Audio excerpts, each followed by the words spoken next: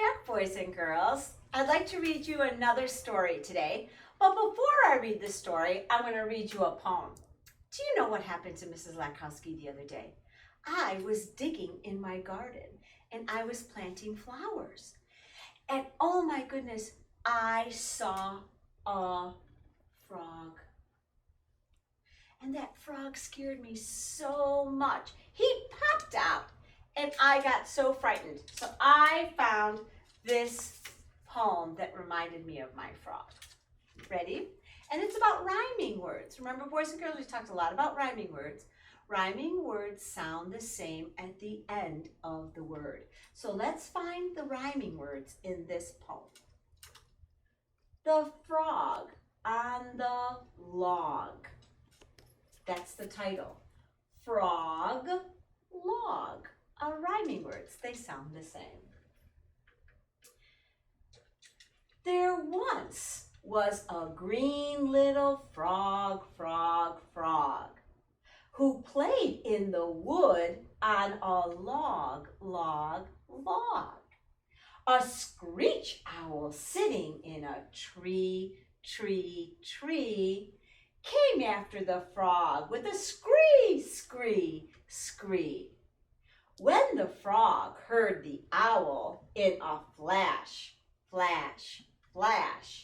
he leaped in the pond with a splash. So lots of rhyming words.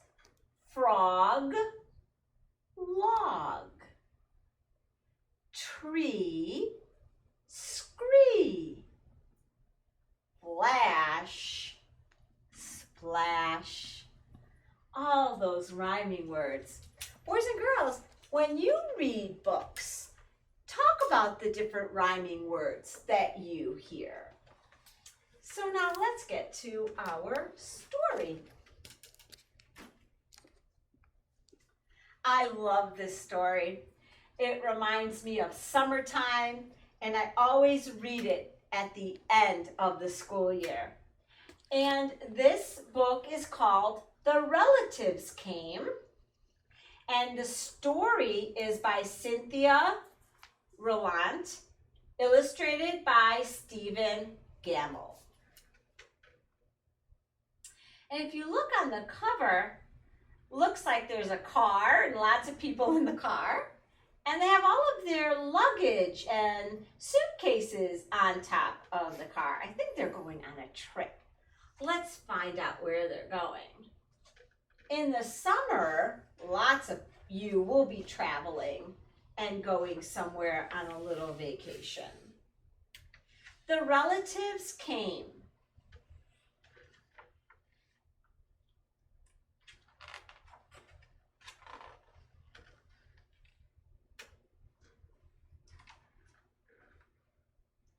It was in the summer of the year when the relatives came. They came up from Virginia. They left when their grapes were nearly purple enough to pick, but not quite.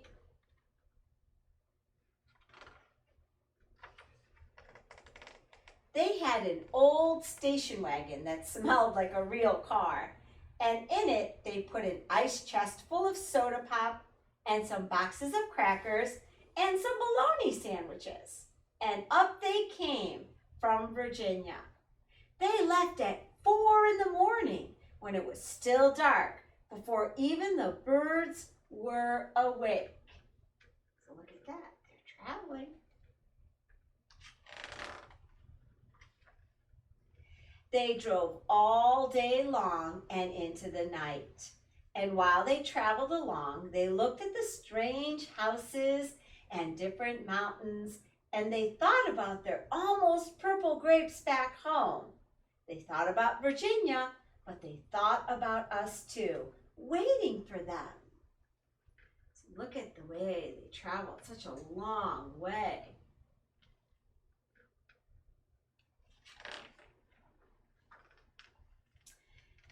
So they drank up all their pop and ate up all their crackers and traveled up all those miles until finally they pulled into our yard. They're visiting their family. Then it was hugging time. Talk about hugging. Those relatives just passed us all around their car, pulling us against their wrinkled Virginia clothes, crying sometimes. They hugged us for hours. When you see your family, you get to hug them when you see them. Then it was into the house and so much laughing and shining faces and hugging in the doorways. You'd have to go through at least 4 different hugs to get from the kitchen to the front room. Those relatives.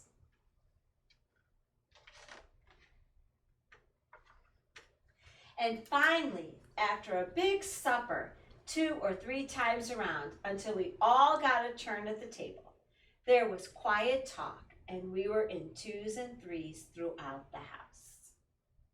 That's a big family.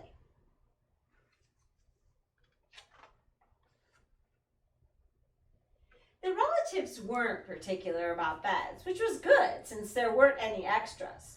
So a few squeezed in with us, and the rest slept on the floor, some with their arms thrown over the closest person, or some with an arm across one person and a leg across another. It was different going to sleep with all that new breathing in the house.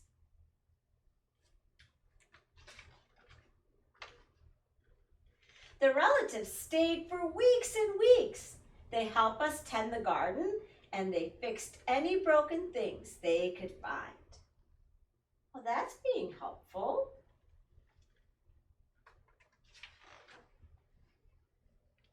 They ate up all of our strawberries and melons and then promised we could eat up all their grapes and peaches when we came to Virginia.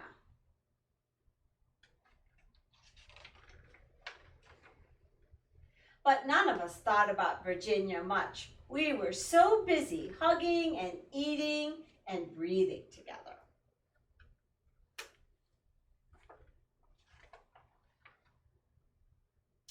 Finally, after a long time, the relatives loaded up their ice chest and headed back to Virginia at 4 in the morning. We stood there in our pajamas and waved them off in the dark. We watched the relatives disappear down the road, and then we crawled back into our beds that felt too big and too quiet, and we fell asleep. Oh, that must have been sad to say goodbye to the relatives. And the relatives drove on all day long and into the night, and while they traveled along, they looked at the strange houses and different mountains, and they thought about their dark purple grapes waiting at home in Virginia. But they thought about us too, missing them, and they missed us.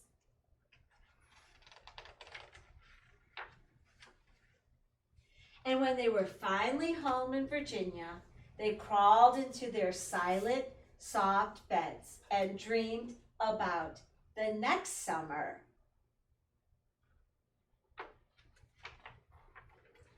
The end. Summer is a great time to take a little vacation and go see your family that might live really far away. So I hope you get to do that sometime this summer. Visit with your family that may live far away. Talk soon. I miss you all.